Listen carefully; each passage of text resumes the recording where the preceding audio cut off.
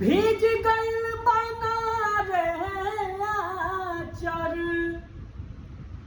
भीज गइल बना आचर, भीज गइल बा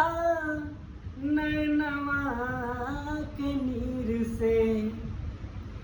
ना जाने कौना पीर से ना